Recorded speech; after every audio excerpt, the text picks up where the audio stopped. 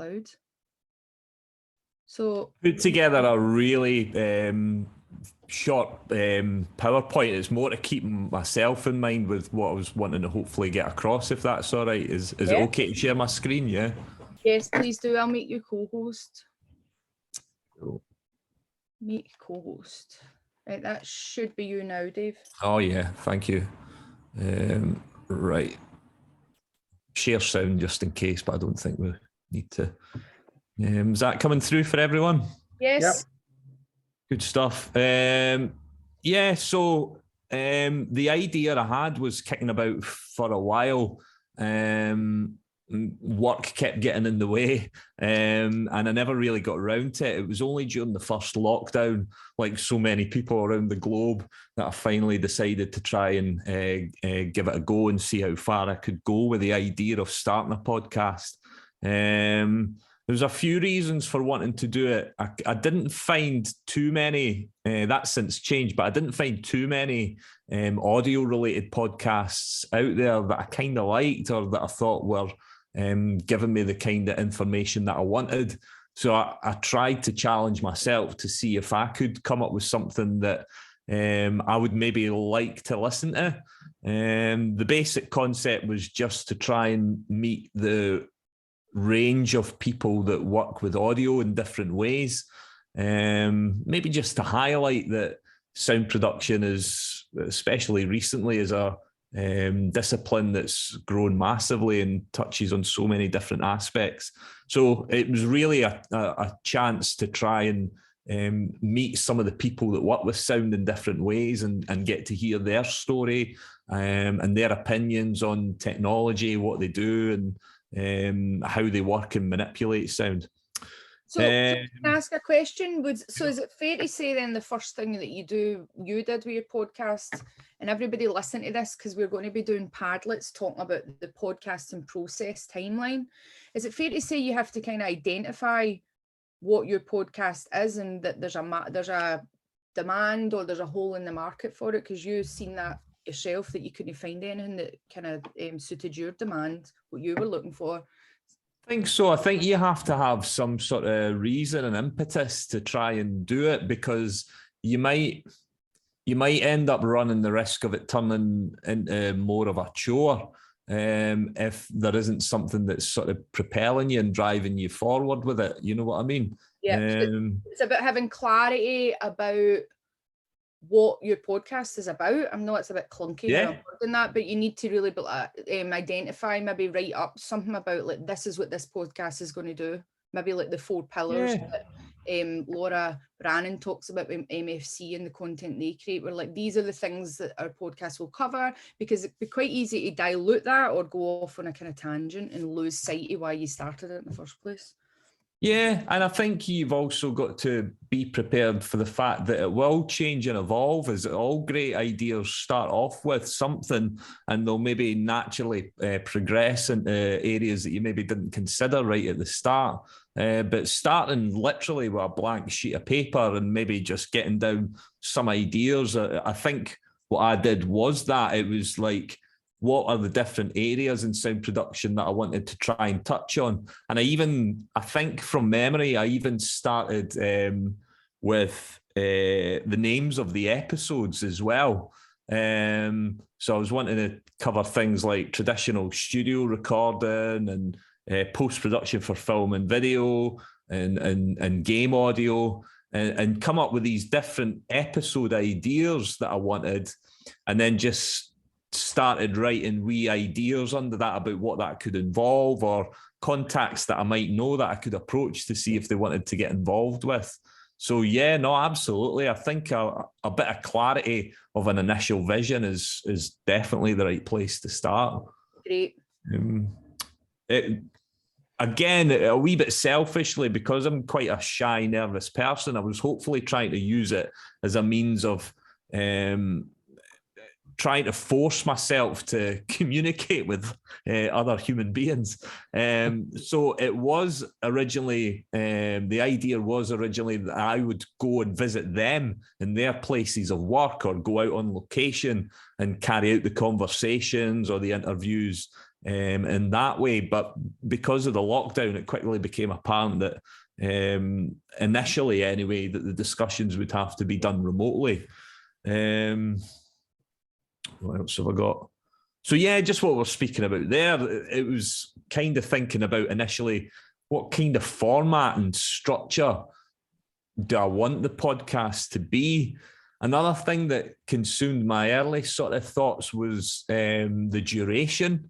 Now, rightly or wrongly, when you get to look at the episodes that I ended up doing, and I only ended up doing about half a dozen, but they range greatly. I think there's arguments for and against having a set and consistent sort of duration of episode, but I don't think you should feel, as we were saying earlier, you're your own editorial commissioner, so you don't. If you can justify having a longer or a shorter episode, then I think go for it as well. But that's just my own opinion. Aye, you still need to take the audience into consideration. Yeah. And one thing the audience like is consistency. You know, things like that. They don't want to be like, hold on a minute, I never signed up. I don't have time. So that's something we can look at, is whether you break things up into episodes. So it could be episodes staggering the same subject matter. That's a really good point. Duration. Yep. No, definitely. In fact, the first thing that I wanted to do was some sort of pilot episode to try, and I noticed that some of the podcasts that I listened to, they would have some sort of trailer episode that was maybe a few minutes long. I think mine ended up being about 12 minutes, rightly or wrongly. But I thought that was a nice balance to try and see if listeners could commit to giving a pilot episode a listen for 12 minutes. That would maybe give me a sense of how I could maybe think about the duration of a fuller episode. You know what I mean? Mm-hmm. That's a great idea, a trailer episode, just to test the water. You start to get your stuff together and you just put something out there. That's great. I think we'll do that. I think obviously, I think music has to feature in it. I was lucky enough that I got a lot of encouragement from colleagues. So my sort of friend and colleague, Andreas, was up for, he was disappearing down a rabbit hole of getting into these very expensive sort of synthesizer instruments that you build yourself. So he was making all this Brian Eno-esque electronic music. And so theme music, there's plenty of free options out there, but if you have the opportunity to make your own or to get someone to make your own, then that could be cool as well. And what we ended up doing was, this is something that we do in studio projects as well, is I put together a little Spotify playlist of sort of inspirational music that I kind of liked, maybe sort of radiophonic workshop stuff and lots of bleepy bloopy electronic music to try and give Andreas an indication of the kind of thing that I was after. And there was a bit of back and forth, and he saw it as a good challenge as well, as trying to contain all those ideas, again, within a sort of appropriate duration of theme music time. And I think we did not too bad. Well, I think he did not too bad in doing that. Incidental music, the music that could feature throughout or as segues between different sections within your podcast episode, is probably something to consider as well. What else was there? I think if you are intending on putting your podcast live and out there, you need to come up with some sort of logo.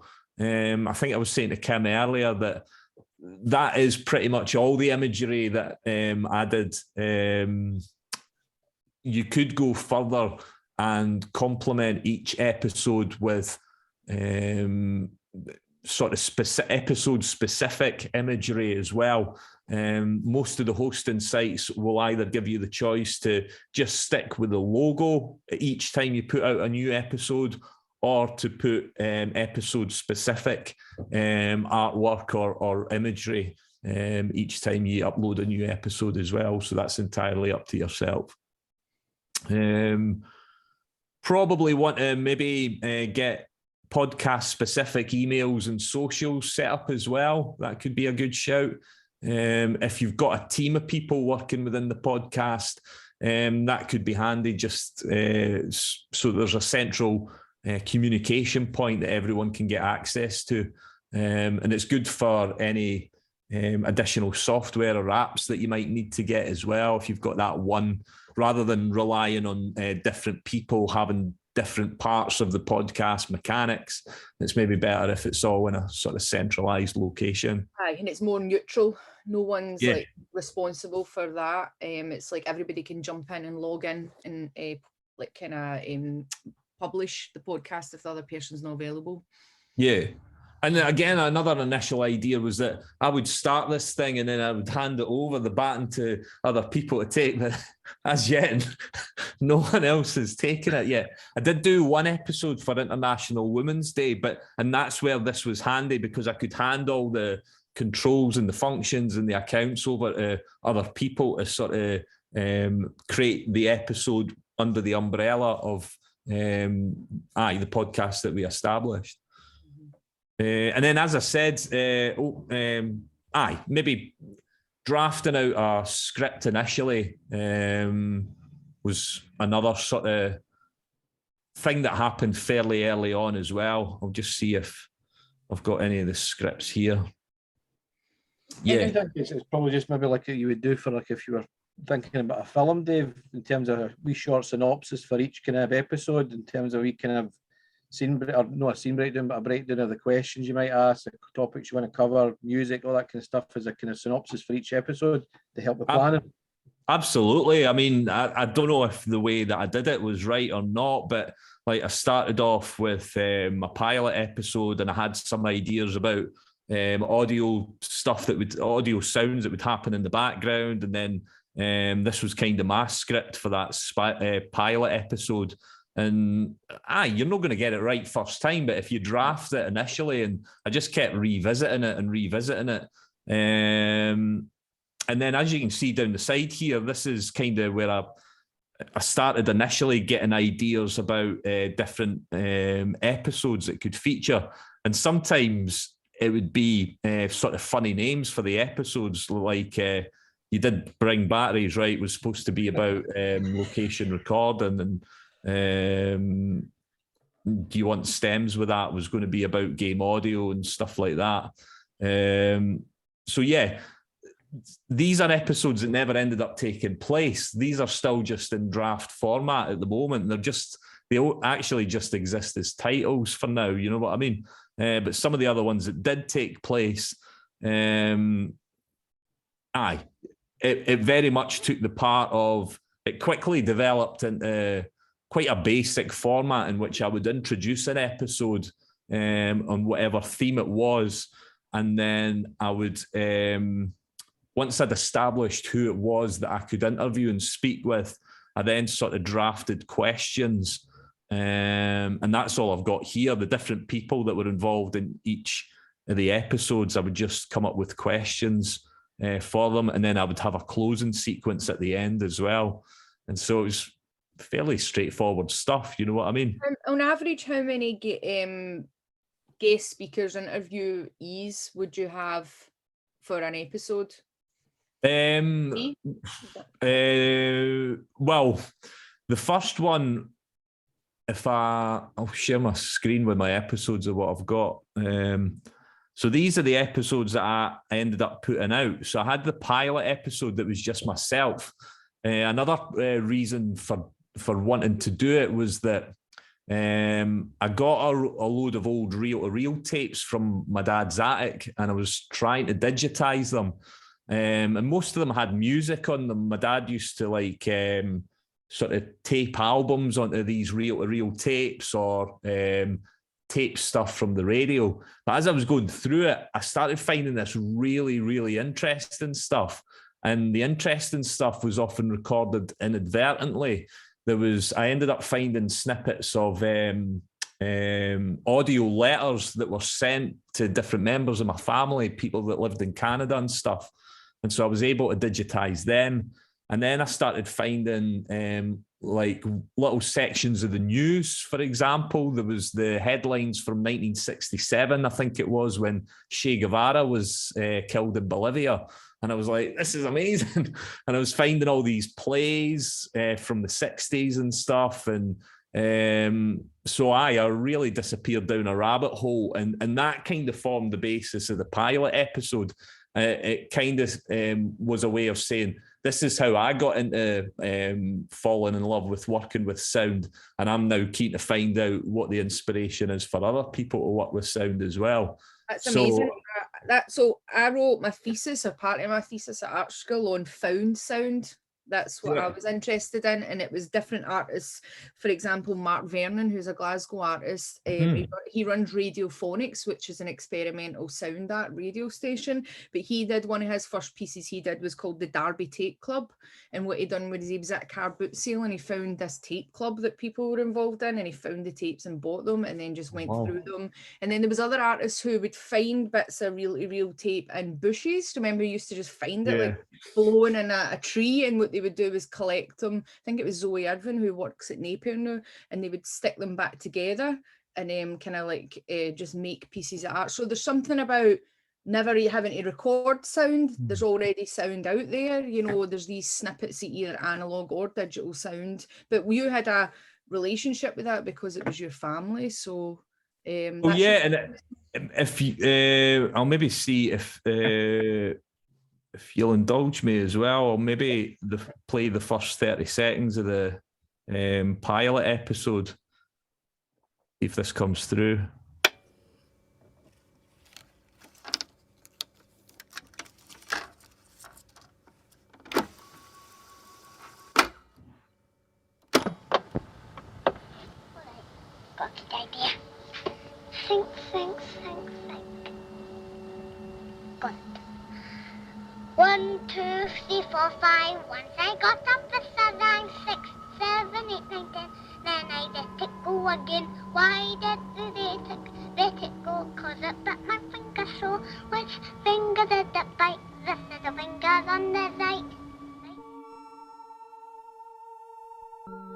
I've been interested in audio and recording ever since I can remember.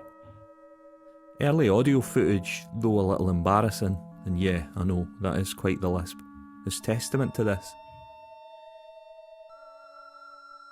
When looking back, I'm acutely aware that this fascination was a direct result of the various home recording and playback devices that I had access to from a very early age. And so that was kind of my sort of start into it, and then sort of developed through my own sort of history and background of working with sound. And then the episode, that pilot episode, just culminates with, here's laying everything on the table about here's what I want to do with this podcast, and I'm hoping to meet other like-minded people that have got a fascination with sound and audio and stuff. So terms of, sorry. No, I was just like, it's just the pennies just dropped for me that I suppose for this podcast we need to, like, as in all narrative structure, we need to establish who we are first of all, who the character of, and I don't envision that we'll have the same presenters every episode, so that's even more important for us to do something that helps an audience know that they're locking into the same brand of action. Even though there's going to be a different presenter each week, or there'll be recurring presenters, but it's so important to establish the character of the podcast, because you're doing that through you. I think we'll have a harder time. That's something we'll need to try and crack, or we'll maybe not be able to get folk to lock into it. Yeah. I think that's the first time I've heard the podcast where there's actually been that kind of I like the way you use the music there to compliment. And it kind of raises and heightens emotion, and the whole piece, it takes it to a different level. And if it was just the talking, so that's the first time I think I've came across it, and it's like that's quite powerful when you. It's beautiful. No. Really beautiful, really hypnotic. In terms of the question that you had about how many guests were involved in an episode, so that one was myself with different sort of found footage, if you like, throughout the pilot episode. And then it was kind of trying to tee up that interview with Paul Savage that I think lasted about an hour and a half, maybe closer to 2 hours. So the first decision was something that you touched on earlier, was that's a big commitment for a first episode, to ask a listener to listen to all that. So I ended up dividing that up into two parts, and it was still quite chunky. So you're talking 41 minutes for part 1 and 36 for part 2. That was after taking out 30 minutes of and pauses and all the rest of it. You could make a kind of sound art piece just with all the cutouts. The next one was arguably one of the sort of crowning episodes in the short run of the podcast, and it was getting in touch with Unlocking Our Sound Heritage, who are an organisation that they've challenged themselves with trying to digitise all the audio artefacts and libraries that exist. It's actually an organisation throughout the United Kingdom, and each area of the United Kingdom's got its own sort of branch, if you like. And well, I went for a visit. They had an open day, and I was just like, if I just want to do this is amazing. So they were just transferring like old wax cylinders and old shellac discs and everything right up to compact discs and DAT tapes. So it was just a total audio anoraks dream, you know what I mean? And they were great. They were always trying to publicise what it is that they do, and they were always keen to speak to schools and colleges and universities. So they were very good at being up for engaging with the podcast. And that was one where I think I had 4 guests in total on that. It was the entire team, to be fair, in that episode. And then there was That's quite a big edit. I take it that's a big edit then, when you've got a lot of voices and you have to shape a structure out of that. Mm-hmm. Yeah, there's no getting away from that. And yeah, that's where SquadCast came into its own. It was a big enough job already, but when we look at sort of SquadCast in a couple of minutes, you'll see how it can make your life so much easier as well. But the editing for that one was quite chunky, and they also were kind enough to give me some of the results of the audio footage that they were digitising as well. So it was thinking about where to put that in, how to structure the episode, and natural sort of break points to transition to speak to other people. So I think there was 4 guests, but I was speaking to them 2 guests at a time. And that was quite good. Mm-hmm. Yeah. And I would just maybe have a couple of questions for each person, then just speak to the other. And then there was some questions that they both kind of contributed to as well. So it kind of naturally ended up being not too bad. It can live or die by how good the people that you're speaking to are at speaking with you and communicating as well, I suppose. But you know, you can only do so much. That's the power of the edit, though. Yeah, totally. But these are different textures, really, aren't they? There's talking to Paul Savage, that's you talking to him. But then when you're talking about unlocking sound heritage, what you did was set up a situation for multiple people to have a dialogue. And because what you're going to say about SquadCast does it as multi-track. So what that means is everybody's been recorded separate. You don't have that dilemma as much where when people are interrupting each other, you've got a kind of damaged sound file, where I suppose that would help with a lot of people having a conversation. Yeah, I mean, one thing that if I did revisit the podcast, I would definitely try and take lessons from the first few episodes. One thing I was always keen to try and get around to doing at some point was a sort of round table discussion as well. Some of the podcasts I listened to, I kind of like that very natural content that's generated by having I think it can set everyone at ease if there's safety in numbers almost, you know what I mean? If there's 3 or 4 people, individuals around a table, and they're just discussing what it is they do, I think they can there's a greater likelihood that it'll come across more natural. if there are a few of you, as opposed to just one person asking questions. It's sometimes for some individuals it can be quite off-putting. That's really great to consider, and it's only because of SquadCast that's something that you would even like. This is a possibility.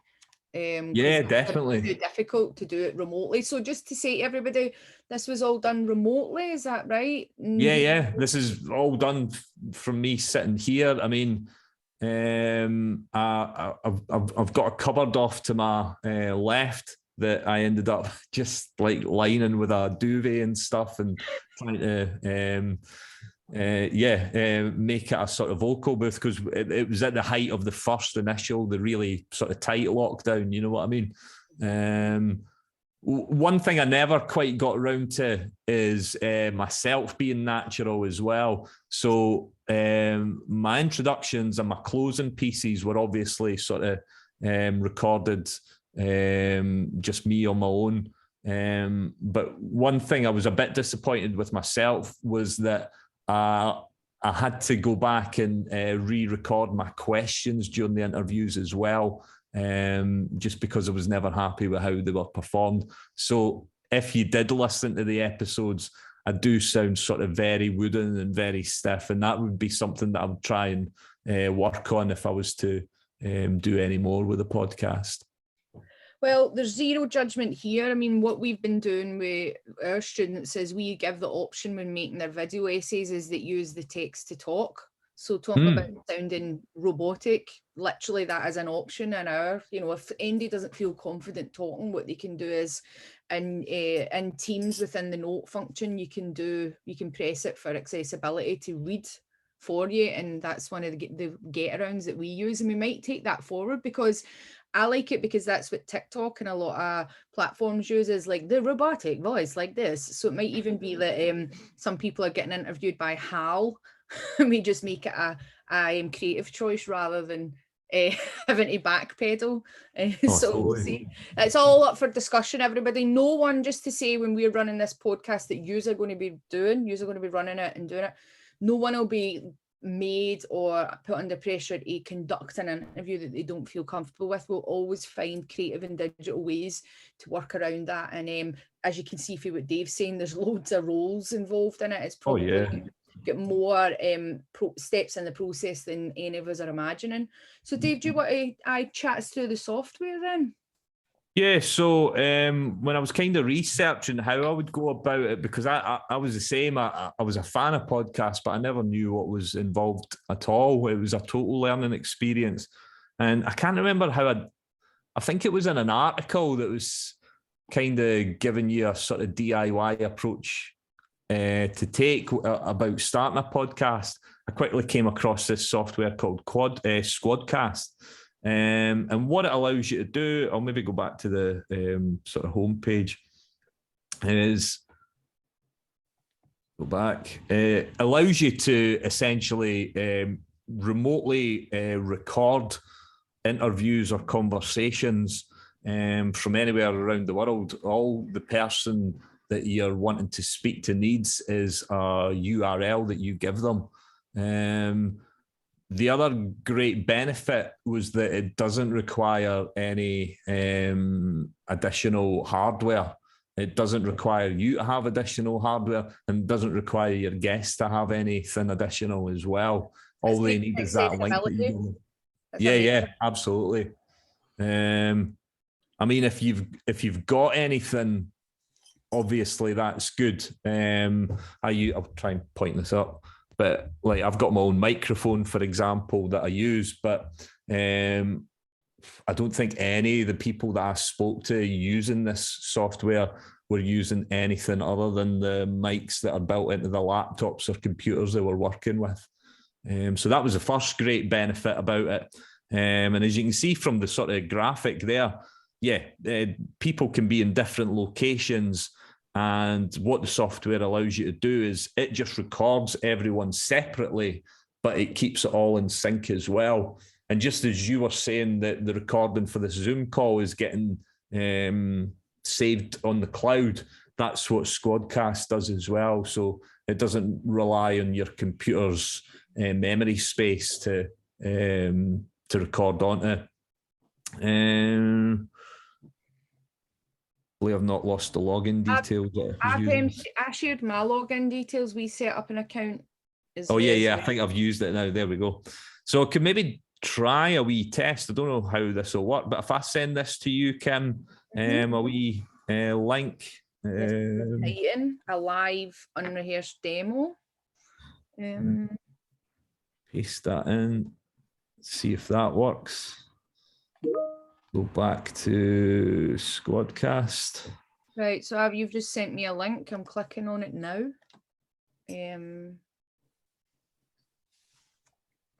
I'll start this session. So it's saying that I need to allow SquadCast to use your camera and microphone. So I'm going to hit allow. I'm going to crash my internet by Zoom, cloud, and doing this as well. But we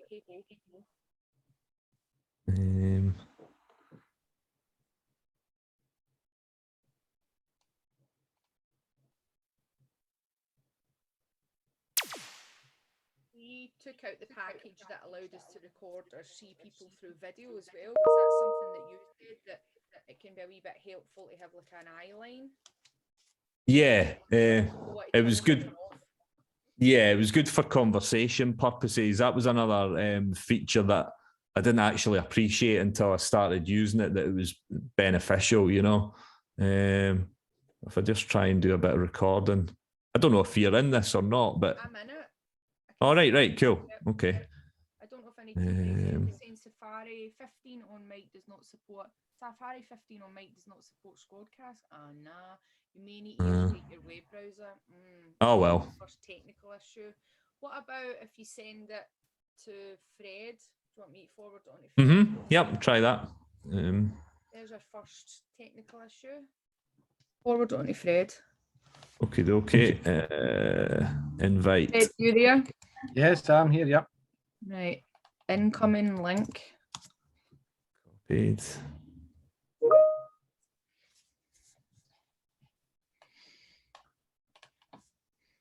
So that's something that we'll all do before we ever record somebody or invite a guest. We'll all do like a kind of tech dress rehearsal. Yeah.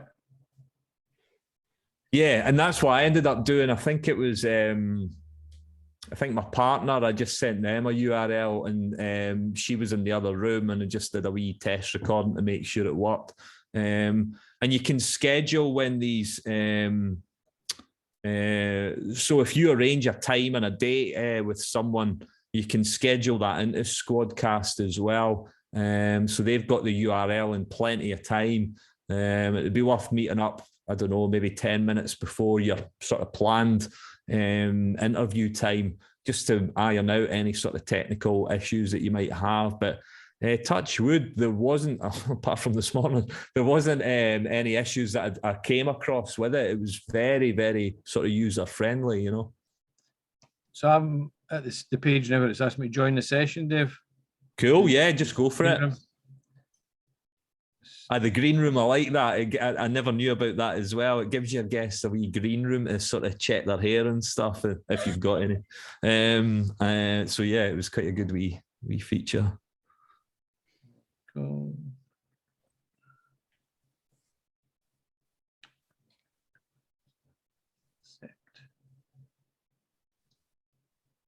Things disappeared. I've been kicked out the green room. Let me see. I'll try again.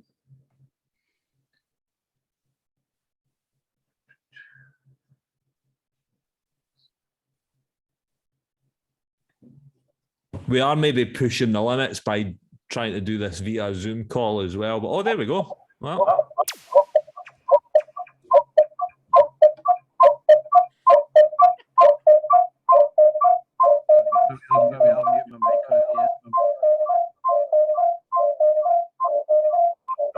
They've just made a techno track through feedback. That's your sound.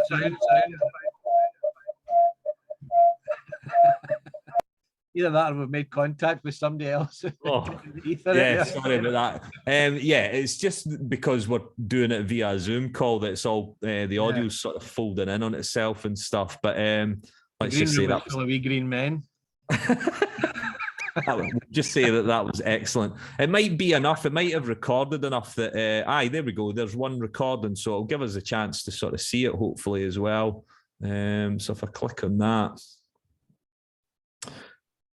Is it processing? What it's doing, yeah, it's just processing. It's just sending it up to the cloud. And so if you record one person or two or three, then those separate audio files are just uploaded to the cloud. And anyone with access to the SquadCast login is then able to go in at any time and download those files, which... I take it they're editable in likes of Audition and places like that. There we are. Oh, absolutely. You can. Yeah. I think you can pick between whether you want MP3 or WAV versions of the files as well. And it's nice and safe as long as you've got a SquadCast account. It'll keep your recordings in the cloud. It's not just a case of you download it once and that's it. You've got to make sure you're safe with those copies. It'll keep the original ones up there. Yeah. I'm just realising now where the name comes from, Squad, or as we would say in Lanarkshire, Squad. But you can record a squad of people with much better quality with multi-track, but also because it's cloud-based, it means a squad of people can be running the podcast and you're not having to, it's not someone's responsibility to be sharing the files, upload them to Dropbox, Everybody who's in that squad or team is going to be able to record multiple and access all the files so that lots of people can be editing on it. Yeah, that's another good shout as well. Even in terms of the recording day, to take the pressure off, for example, if you're only speaking, you can have a maximum of 4 people on the call at the one time, including the host.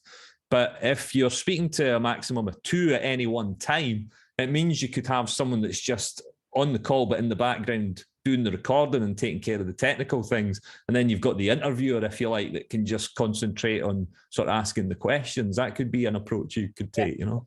Mm-hmm. Yep. So it's not always just left into one person. It's more a team approach. What we're all about. We're all about the collaborations, the digital collaborations. So is that just uploading there? It seems to be taking a long time for a few seconds, but that might be because we're running Zoom as well. Oh. Yeah. So yeah, it's normally a lot more straightforward because, as I said, I was doing really long recordings as well, and it was fairly quick in doing it. So it's probably just with everything going on and doing this via Zoom call and stuff as well. Okay. But that will be there because that's your account, Kim. You'll be able to get access to that anytime now. You know what I mean? Okay then. So do you want to, while that's processing, do you want to talk us through, like, there's the editing, right? So we're not going to go into that, or you could show them, the students, what an edit looks like, that multi-track when you would open up. What do you use to edit? I use Pro Tools, but as Fred was saying, this you can use anything at all. Audition would be a great software to use as well. That's free. Audacity, yeah, absolutely. What else have we got here? Yeah, we could maybe look at the platform and stuff later. Keep tweaking the script. Contact your guests, as I said, and then I just got in the habit of sending them the sort of outline, the script outline for the whole episode, along with the questions that I was wanting to ask them. And I always gave them the opportunity, if there's anything that you don't want to touch on, or if there's anything you felt that I've missed out that you do want to include, then please let me know and I'll take that into consideration. I think that's a good approach, because you're not trying to trick MD. Yeah. And with this interview, it's not like Panorama or the Cook Report, as Fred like to reference, if MD's old enough to remember. You're not there to try and do this journalistic busting people. You're trying to, when you're interviewing them, you're trying to gain trust. But on the flip side, you want to send somebody an outline, not necessarily the actual questions, because what can end up happening is, if they have the actual questions, they can end up writing out what their answers is, and their responses end up becoming quite rehearsed and wooden. Yeah. So it's that fine balance between giving them a heads up but not giving them all the information.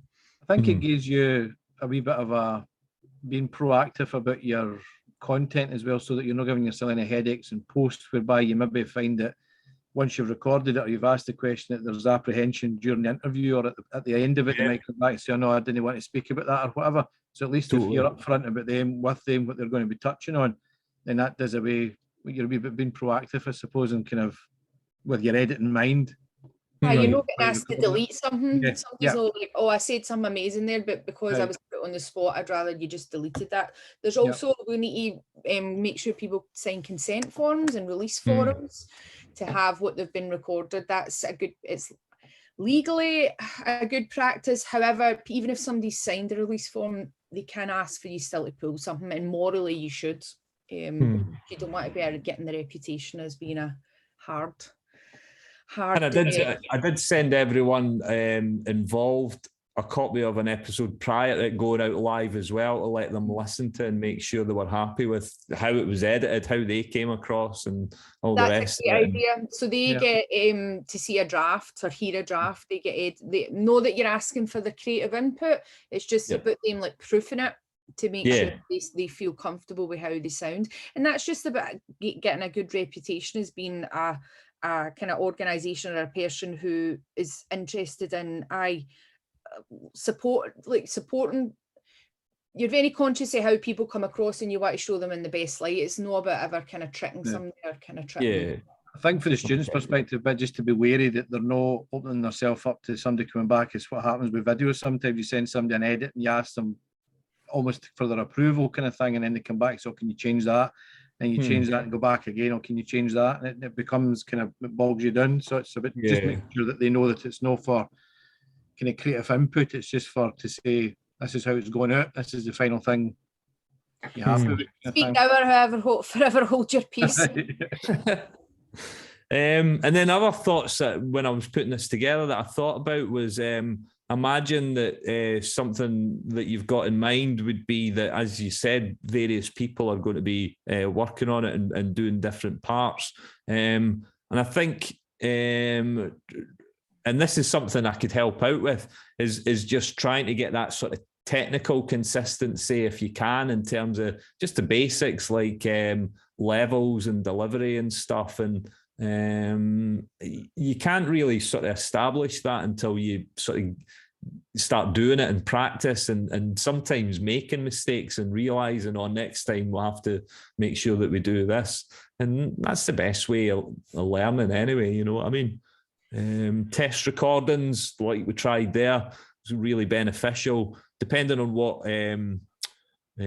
membership you have with SquadCast, that will give you a set duration of SquadCast time, if you like. But there's definitely opportunity to burn a couple of minutes, just making sure that you're happy using the software and that, you know.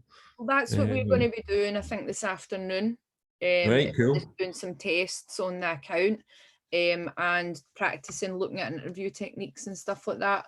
Would you be able to show us what an edit that you've made of a podcast looks like? Do you have any Pro Tools edits that you can ping open? See if I've got any. Because the only step here is just grabbing the files from the cloud and downloading them, which is exciting, but it's probably the least creative bit. You're just pulling them for downloading them for SquadCast once they're converted, aren't they? Yeah. I've got one here. I'll see if my little laptop will hold up while I try and load up Pro Tools.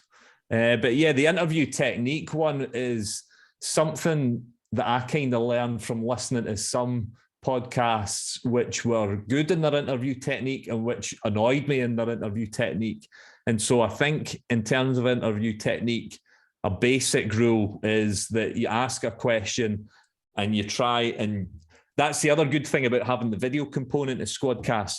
You can nod and forward the dialogue, if you like, without your audio contribution, because that can be a nightmare in terms of editing, or you might speak over something important that's being said as well. So I think you want to ask a question and then just kind of prompt and try and get as much out of the person that you're asking that question from without you contributing audibly as well, if that makes sense. Yeah, that definitely does. That was the hardest lesson I had to learn, was to how to shut up.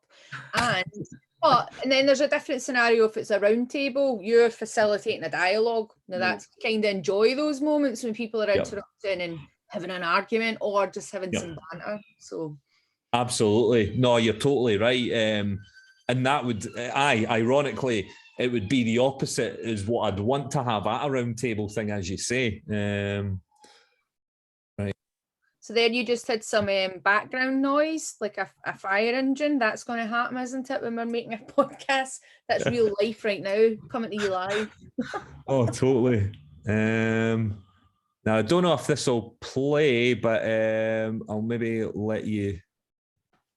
Is that something just to bear in mind as well about where you are spatially in your home? I know you made your cupboard, but it's like things that I would do is spatially, I would move to the room at the back of the house. It's away from the main road. I would try and move away from the window. I mean, a lot of people do go into their wardrobes to do recordings and stuff like that, but you can just time of day, you know, if you know your household's going to be busy. We don't all have our own home studios, and I'm not saying that you do, #privilege, Dave, but there's other things we can do to be proactive about just making sure we've got as little background noise as possible. Yeah, I mean, somebody with two cushions once, and they sat on the cushions over their head and just with the mic in the middle. Two pillows. Totally, it works. I mean, now coming to think of it, it was another reason that I did want to re-record myself. I've got a lot of boy racers outside, and we quickly got used to when was the best time. There was a couple of takes of very sort of straight-laced questions that I was recording, and then it would be interrupted by some choice language from myself as some boy racer parked outside the window and was giving it big licks on his engine. It was like, ah! But you've been a podcast about sound. You really want to get that stuff right. Really. Right, let's see if I can show you this Pro Tools session. Good. Trying to do this on a laptop. So this was the unlocking the sound heritage one. Let's see if I can. That's probably the most complicated one in terms of different elements. I think so, yeah. I'll just see. There we go. That's better. Everybody on this call should have edited by now. Certainly me and Fred using sound and video. Everybody else has dabbled in Premiere, so they understand the idea of having like multiple tracks, working on a timeline, cutting things up, splicing them, and also everybody's been doing stuff on like CapCut and KineMaster, editing videos on their phones. So same principles apply. It's just sometimes you open up a new bit of software and you feel like you're in the cockpit of a jet plane because you don't know what any of the buttons do. Probably end up not using a lot of them. So just talk us through what we're looking at here, Dave. Yeah, I mean, as you say, the software is just I've sort of raised on Pro Tools, so it was natural for me. But what's going on here can be done on any of them, you know, any of the sort of DAWs that are out there. So in terms of the tracks, we've got the intro theme for the podcast at the top. Got some incidental music as well. A track for that, and then it's just my guests that I was speaking with, Mel, Jenny, and then later on it was Rob and Connor, and then myself as the presenter. And then these other ones are just actually separate tracks for the audio content that they gave me as examples of the projects that they're doing. So yeah, each session, if you like, ends up starting off with what I did was I made a template session because it was always going to include the theme for the podcast, for example. A session is like a Pro Tools edit, like yes, session. Mm-hmm. And so it would start off just with a couple of tracks in it with like the theme music, the presenter track. So it gave me a bit of a starting point. And then each episode, that session then became slightly unique depending on what the content was. And you could just download your information from SquadCast and bung it in here and start editing it. So in terms of the conversation with, so I spoke with Mel and Jenny at the same time, for example. And all I was mindful was that their files were both positioned at the same point, and that would mean that they would be in sync. That's another benefit of SquadCast, is it keeps everything in sync. So if you're speaking to two people on a SquadCast call, as long as you drop the files in at the same point, then all those files will be in sync with each other, and that gives you your point to start editing it. Now, I know it looks like things are different now, but that's just because of editing. I was speaking to Jenny first, so that's why her waveform features first, if you see what I mean. I've just taken out the blank part before I started speaking to Mel. But in terms of putting that information into this Pro Tools session, they were put in at the same point, if that makes sense. Yep. So everybody know what the word sync means. We'll do a bit of glossary for this as well, but when you're watching sound and image together, you'll notice when something's out of sync because it looks like somebody's being dubbed or there's a delay. So what Dave's saying is, as long as you bring the tracks in at the same point, the conversation will run like it did in the kind of real time when it was being recorded. Is that a fair enough definition?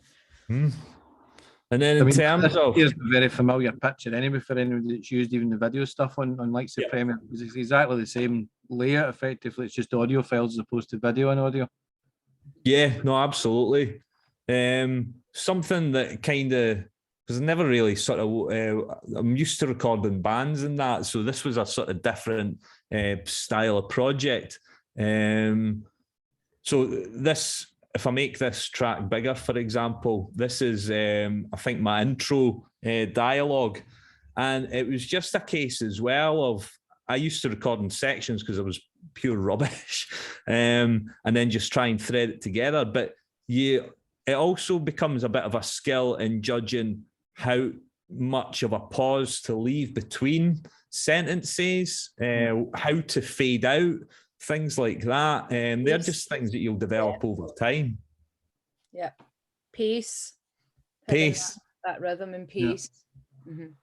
And then you can see from some of my guests as well that if I look at their tracks that, I think Mel was pretty great at being fairly consistent in our responses. So there's a few edits there, but not too many.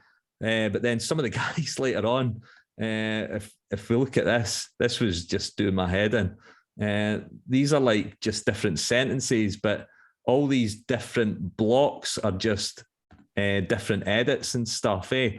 And yeah, it was a bit of a nightmare. It just depends who you're speaking to and how they speak. And it's up to you, as I suppose, what you were saying earlier, Kim, how much you want to disappear down that in terms of editing it. And then it would just round off with a bit of a closing dialogue from myself, and then your outro music. So can you just play really too earth-shattering. Can you play as like an intro, like the intro, and then the start of the people talking, and then a bit of the outro, just so we can see the timeline kind of moving. I'll try. I don't know. Pro Tools is very funny with its audio. I don't know if this will come through, but I'll certainly give it a shot. Okay. That coming through? Yeah. Yep.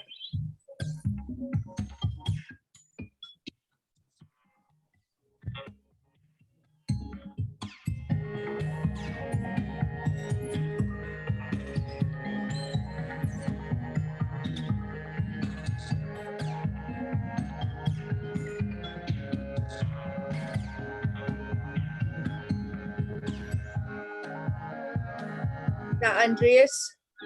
Yeah.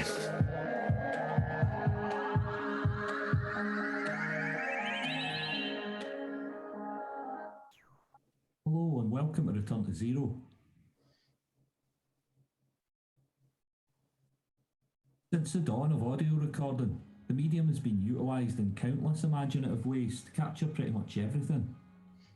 One of the most precious and meaningful applications has been in the preservation of heritage, tradition, way of life and language, to document the characters, stories and songs that form the very basis of our culture. And then, kind of introduce the team, and then I'll let you hear one of the sort of introduction to the guest then, if you like. Mm-hmm. Jenny, and ask you. Oops. Hello to you both, and thanks so much for finding the time to speak with us. I wonder if I could start with yourself, Jenny, and ask if you could provide an outline or overview of the Unlocking Our Sound Heritage project and what it hopes to achieve. Certainly. It's a multi-million pound project. It's funded by the National Lottery Heritage Fund, and the lead partner is the British Library.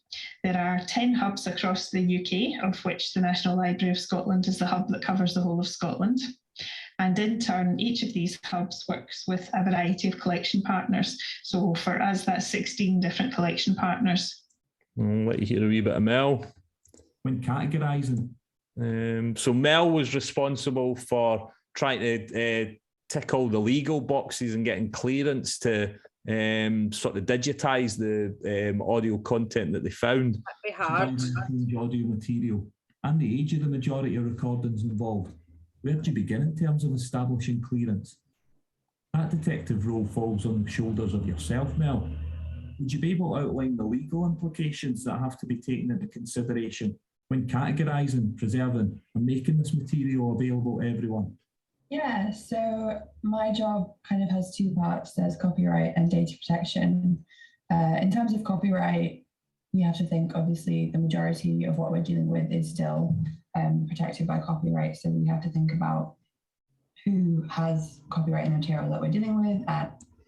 In terms of trying to think what else could be handy. How do you finish a session? What's your outro? Did you have the same outro and conclusion every time, or?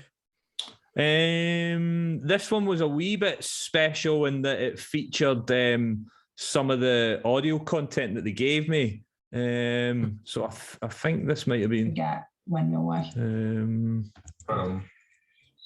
This old prologue. Presenter.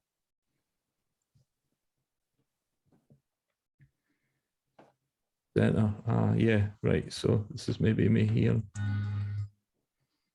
The Unlocking Our Sound Heritage team really did go above and beyond in terms of accommodating the podcast. Because not only did they all manage to find time in their extremely busy schedules to discuss their work, they were also kind enough to share some of the fantastic and intriguing content they've been working on. And it seems a fitting way to conclude the episode. First up are the precious lost sounds of a rookery from a recording made by William Brotherston in 1972 at Bell's Mains in Gore Bridge, Midlothian.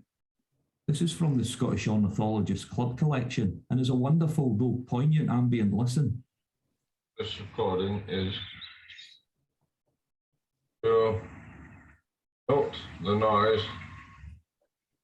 And then, yeah, that was really sad, that one, because the tree was then cut down the next day, and then that rookery is never, that's it. It's just captured in that audio, you know what I mean?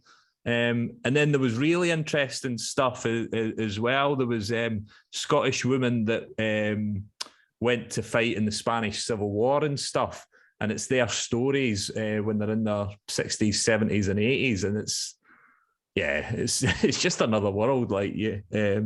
So yeah, that was a really sort of special episode, that one. Did they select audio for you? Because I suppose working with them, you would be like, what's your favourite? What do you think you're best? What was the stuff you did? Or did they let you go in? But that's a luxury that they know everything that's there. So they would probably be able to curate that for you. Yeah, no, they're doing thousands and thousands of hours. No, they just gave me a selection, but the two guys that I was speaking to that are doing the process, if you like, of digitizing the stuff, they made the point in the episode that was both of them, that was their favourite footage. It was the Scottish women that were very sort of from a communist background and very supportive of the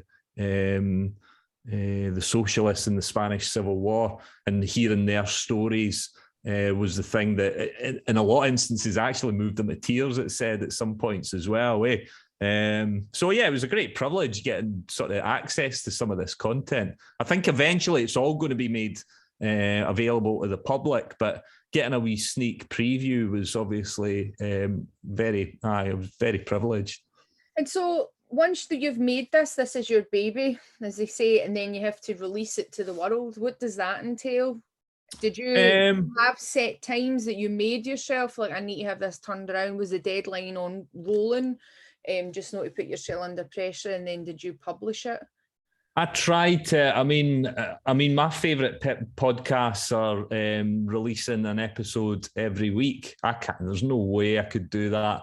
I did try initially to have one once a month, but even that was a tall order for me because it was just me on my own, and it was during lockdown, and I'm still sort of working full time as well. But yeah, I think if you can sort of get a degree of how many episodes that you want to get out over a certain time span, if you can establish that, it gives yourself a marker to aim for, even if you don't quite make it. You know what I mean?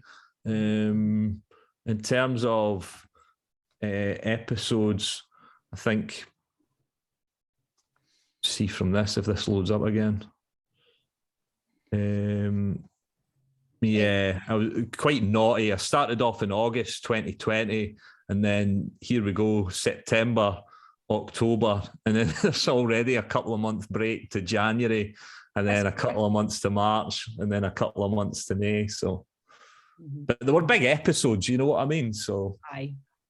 And so what are you using then? Talk us through what the publishing, what that means when you need to publish it. You've got this audio file now, which is your podcast, but it's not really a podcast until what changes it from being an audio file to being a podcast? Okay, so you do what we call a bounce. You create whatever software you're using, whatever digital audio workstation you're using, whether it's Audition or whatever. You then have your edit, and then you make a single file of that, and then you find a hosting website, and you get a membership for that. And the one that I ended up using was Buzzsprout, but there are sort of many out there. And all it involves is, you can see here, it tells you how much content that you've got until the next cycle. So this is saying I can upload up to 3 hours of content before the 26th of January, and then I'll get a new allowance of time that I can then sort of upload stuff. It's just a case of upload a new episode, and you just drop your file in there. I think a lot of the hosting websites will try and offer you sort of add-on things. Like, I found after initially releasing the pilot episode, for example, that if I go back, that it was actually just playing back in mono. Mono might be fine, but because it's an audio podcast and because of the nature of some of the content I was featuring, I wanted it to be in stereo. So I had to get this additional element called magic mastering. And I'll not get too geeky on you, but it could do a form of making it volume consistent with other podcasts if you wanted. Because I kind of trusted myself to do the mastering aspect, I'm actually only using this. Cheers. I'm only using this feature to get the stuff just to broadcast in stereo, if you like. Well, that's cheeky. How much do they charge you then for a left, right? I know. Yeah, I can't mind if it was maybe $6 or something. But and then what else? And yeah, it would just be a case of, so I'll go to my latest one. So you would then upload an episode, choose the artwork. I just ended up always just using the sort of wee basic logo that I came up with. And then a description. You have to give a description for each episode as well. And that'll be the thing that comes on your app. If you look at an episode, it just gives you an overview of what the content of the episode is. Again, you could, if you want, just have the same thing for each episode.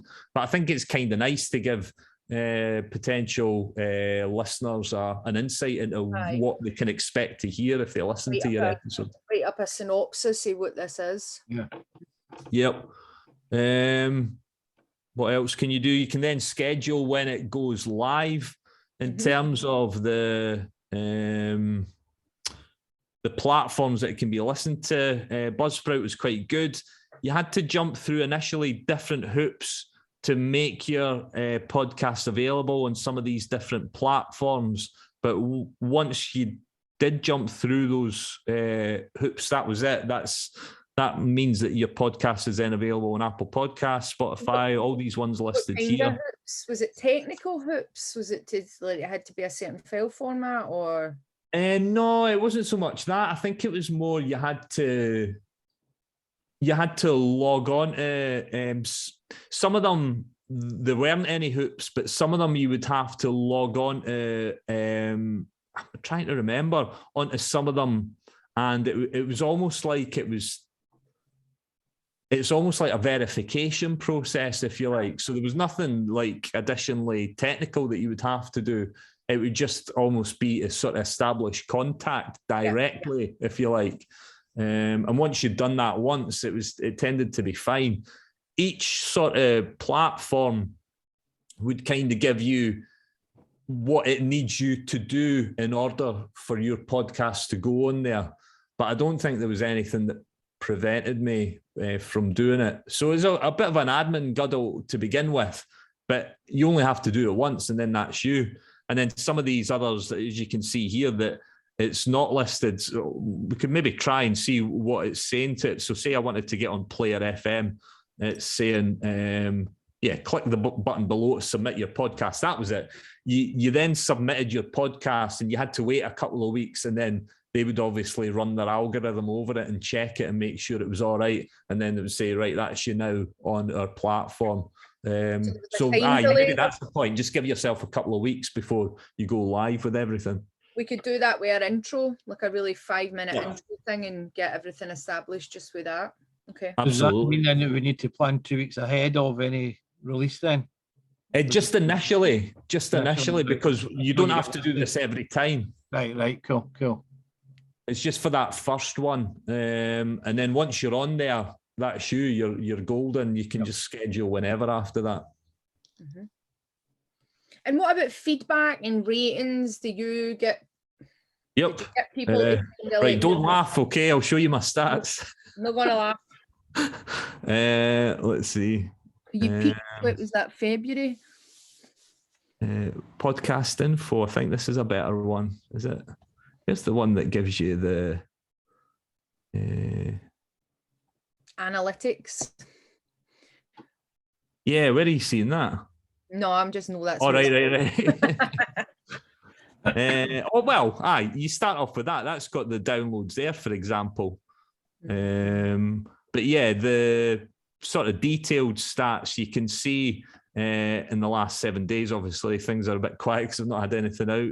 Well, we'll give you a wee spike, because I think what we're going to do when we come off this call is I'm going to ask everybody to take an episode, download it, and listen to it, so that we get. But I mean, it is quite interesting because, like, I've not done any promotion whatsoever. But even when I was getting ready for this call today, that's like the last 30 days, and even like last month, there's 3 people on Christmas Eve were listening to it, you know what I mean? It's thrown you into the ether, so anybody who searches for sound production podcasts, you're going to pop up. Is that what you had to do as well in your synopsis, was put like tags to say the kind of things that you were covering, like, so when people are searching, you popped up? Yeah, that was the area that I never really ended up sort of pushing, and I think that much younger people will have a much greater chance of success. I'm a middle-aged guy trying to sort of maintain my relevance in the world, you know what I mean? So yeah, I think that would be an area that you guys could really sort of go to town with, and probably have a much better handle than myself. In terms of advertising, I only really advertised on, when I had it at the time, my Facebook account and my Instagram account, and that's already to friends, you know what I mean? So but even there's a couple of sort of hashtags in that, but yeah. But with the publishing, so see when you publish it on that, what is it called? Buzzsprout. Buzzsprout will still ask you what category you're going to fall under into it. So like we would probably fall under educational. You know, I would use like keywords for whenever you do. So when I search in like Spotify for podcasts and then I search for a subject matter, you know, there's certain words are going to be connected to you. So was that in your descriptions for it? Would there be episode descriptions, but there'll be an overall like what you do and what category you fall under? Yeah. And I think that comes, when you start your so if you have a hosting account, you're also not locked into just having one podcast associated with that hosting account. You can have multiple ones. And I think you're right. I think there was can't remember at what point it was, but I think it says what category do you want this kind of listed under. But I think you can dig deeper, and I think you're right. I think you can be a lot more clever and targeted with your tagging, and there's things that you can do to try and promote yourself in any searches that people do within a podcast application as well. Optimizing the search, so like lifestyle. Yeah, I should have done it as a crime podcast, and probably because everyone listens to them. Crazy sound. Search optimization, right? Okay, I'm just writing that, because what we can do is probably get a list of stuff. We can have a look at that beforehand. And I think the last thing that I would maybe say is something that I think I maybe sort of showed you before. Another sort of feature that was kind of handy for advertising that was Buzzsprout specific was it let you make one of these. Don't know if this will do it now. We'll try it. It let you make a sort of advertising clip. Ooh.